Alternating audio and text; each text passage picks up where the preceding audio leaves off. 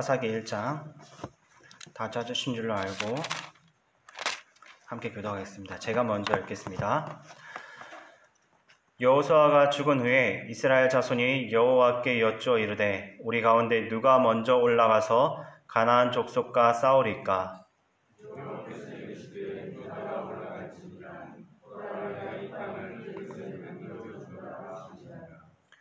유다가 그의 형제 시므온에게 이르되 내가 제비 뽑아 얻은 땅에 나와 함께 올라가서 가나안 족속과 싸우자. 그리하면 나도 내가 제비 뽑아 얻은 땅에 함께 가리라 하니 이에 시므온이 그와 함께 가니라.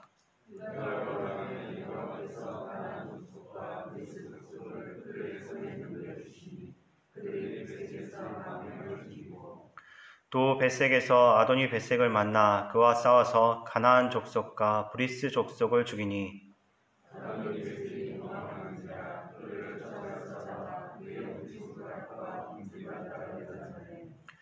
아도니 벳색에 이르되 애적에 70명의 왕들이 그들의 엄지손가락과 엄지발가락이 잘리고 내 상 아래에서 먹을 것을 줍더니 하나님이 내가 행한 대로 내게 갚으심이로다 하니라. 무리가 그를 끌고 예루살렘에 이르렀더니 그가 거기서 죽었더라.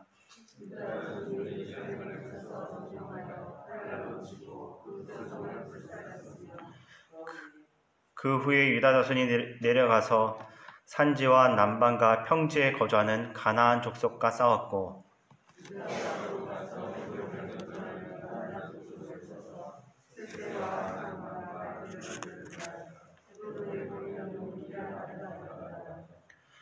거기서 나아가서 더빌의 주민들을 쳤으니 드빌의 본 이름은 기럇세벨이라.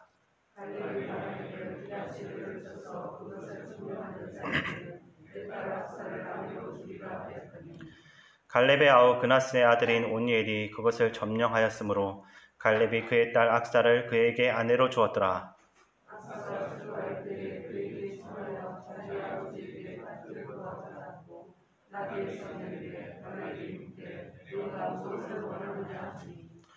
이르되 내게 복을 주소서. 아버지께서 나를 남방으로 보내시니 샘물도 내게 주소서 하며 갈렙이 윗샘과 아랫샘을 그에게 주었더라.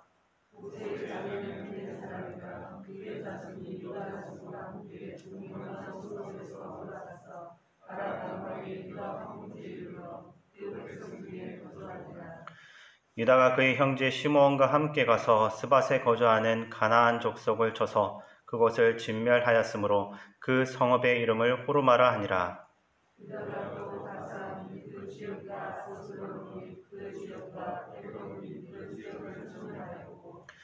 여호와께서 유다와 함께 계셨으므로 그가 산지 주민을 쫓아내었으나 골짜기의 주민들은 철병거가 있으므로 그들을 쫓아내지 못하였으며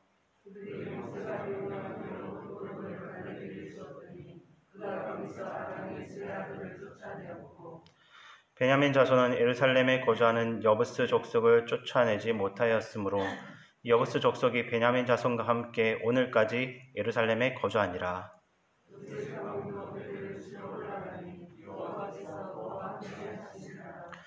요셉 가문이 베델을 정탐하게 하였는데 그 성읍의 본 이름은 루스라.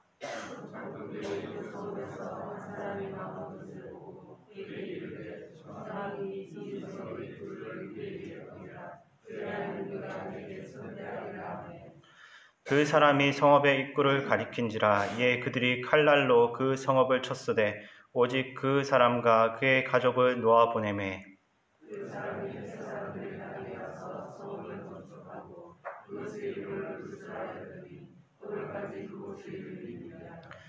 므낫세가 벳사안과 그의 딸린 마을들의 주민과 다낙과 그의 딸린 마을들의 주민과 돌과 그의 딸린 마을들의 주민과 이블로암과 그의 딸린 마을들의 주민과 무기떠와 그의 딸린 마을들의 주민들을 쫓아내지 못하매 가나안 족속이 결심하고 그 땅에 거주하였더니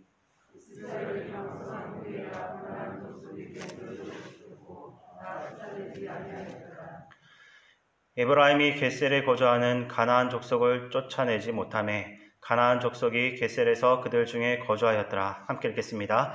서불론은 기드론 주민과 나알롯 주민을 쫓아내지 못하였으므로 가나안 족속이 그들 중에 거주하면서 노역을 하였더라.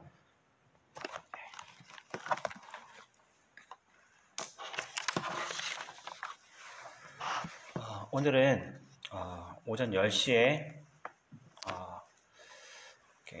지난번에 강구했던 것처럼 페인트 작업이 있습니다. 가능하신 분들은 많이 참석하셔서 함께 동참해 주시면 감사하겠습니다. 이제 하나님 말씀을 함께 읽겠습니다. 살다 보면 어느 날 갑자기 현재처럼 살면 길이 전혀 없을 것만 같고 미래가 암담할 때가 있습니다. 지난 세월이 아깝게 느껴지고 내가 뚜렷한 목표도 없이 시간을 낭비했구나 하는 생각이 들기도 합니다. 바로 그때가 인생의 전환기입니다. 그러한 전환기에 우리는 어떤 자세를 가져야 하겠습니까? 그 해답이 오늘 사사기 1장에 잘 나와 있습니다. 첫째, 하나님의 인도를 앞세우며 살아가야 합니다.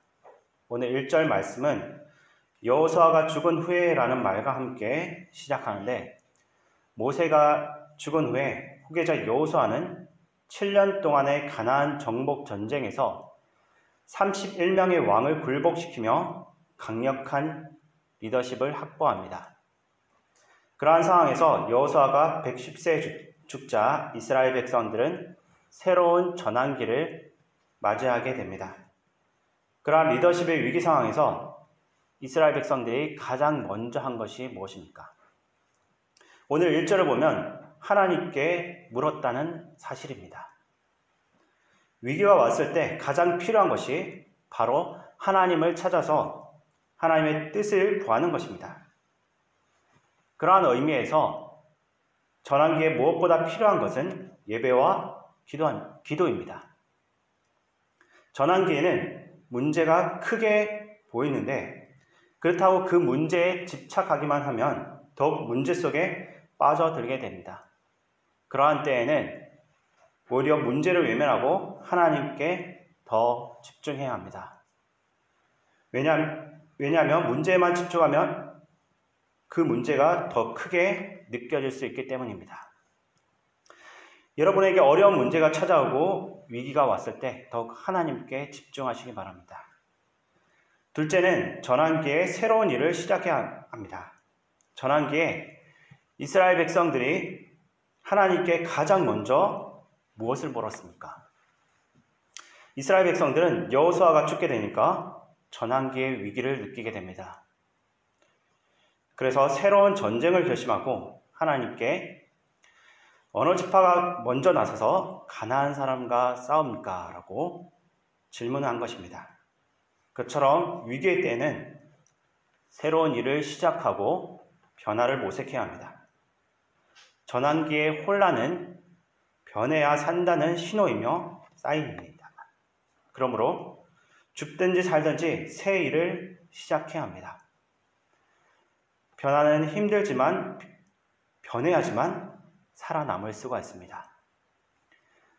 변하면 처음에는 거북하지만 적응이 되면 그 다음에는 그만큼 인생의 폭이 넓어지게 되는 것입니다. 그러므로 우리는 변화를 두려워하지 말아야 합니다. 변화를 두려워하지 말고 희망을 포기하지 말아야 합니다. 어떠한 경우에도 사는 길은 반드시 있습니다. 오히려 두려워서 가만히 있기 때문에 죽는 것입니다. 항상 더 높은 꿈과 희망을 부여잡고 새로운 일을 시작한다면 하나님께서 여러분들을 도와주실 것입니다. 오늘 2절에서 하나님께서 유다가 올라가라 라고 하시면서 내가 이 땅을 그의 손에 넘겨주었노라 라고 약속의 말씀을 주셨습니다. 우리가 꿈과 희망을 향해서 나아간다면 하나님께서 언제나 그 꿈을 붙들 수 있도록 도와주실 것입니다. 마지막으로 대변화의 시기, 이 전환기에는 더욱 협력하는 마음을 가져야 합니다. 이스라엘 12지파 중에 유다 지파는 군사수가 제일 많고 전투력이 강했기 때문에 항상 싸움의 선봉에 서고 항상 어려운 일에 먼저 헌신했던 지파였습니다. 결국 유다 지파에서 왕이 나오고 메시아가 나오는 가장 축복받는 지파가 됩니다. 그와 같이 헌신에 앞장서면 하나님께서는 그 가문에 넘치는 은혜를 부어주실 것입니다. 하나님께서 유다가 앞장서라라고 했을 때 3절 말씀을 보면 유다 지파는 혼자서 할 수 있는 강한 전투력이 있었지만 시므온 지파에게 나의 제비 뽑아 얻은 땅에 함께 올라가 가나안 사람과 싸우자고 합니다. 그러면 너의 제비 뽑아 얻은 땅을 정복할 때도 나도 함께 하겠다라고 합니다. 결국 시므온 지파가 유다 지파와 함께 올라가서 강력한 성 벳색을 정복할 수 있었습니다. 이러한 장면은 동역의 중요성을 잘 알려줍니다. 서로 협력하는 아름다움을 보여주고 있습니다. 아무리 위대한 하나님의 종도 혼자 일을 하려고만 하면 결국 탈진할 수밖에 없습니다. 엘리야가 왜 탈진했습니까? 혼자라는 생각 때문이었습니다. 그러나 하나님께서는 너는 혼자가 아니다. 내가 7,000명을 남겨뒀다라고 했습니다.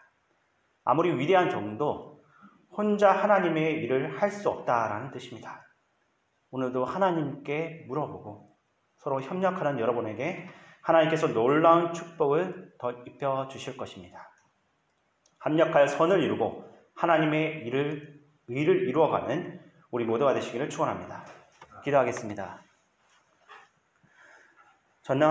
전능하신 하나님 아버지, 우리 인생의 터닝포인트, 인생의 전환점이 찾아올 때 하나님의 인도를 앞세우며 새로운 전환기를 맞이하게 하시고 위기가 왔을 때 하나님을 찾아 하나님의 뜻을 구할 수 있게 하시며 전환기에 무엇보다도 예배와 기도에 성공적인 신앙생활을 할 수 있도록 도와주시옵소서. 또한 위기 때 새로운 일을 시작해 하시고 변화를 모색하게 하시며 비록 변화가 힘들지만 변화를 두려워하지 말고 그 변화된 삶을 추구하도록 은총을 베풀어 주시옵소서. 하나님, 유다 지파처럼 항상 영적 싸움에 선봉에 서게 하시고 어려운 일에 먼저 헌신하는 성도가 되어서 그 가정에 넘치는 은혜를 부어주실 줄로 믿습니다. 하나님, 이 시간 가운데 저희가 또한 기도하는 모든 제목들 하나님께 내어 맡겨오니 그 두려운 마음들 사라지게 하시고 하나님 주신 평안함과 또한 하나님께서 함께 하신다는 그 믿음을 가지고 나아가 승리하는 하루가 될 수 있도록 도와주시옵소서. 우리를 사랑하신 예수님의 이름으로 기도드립니다. 아멘.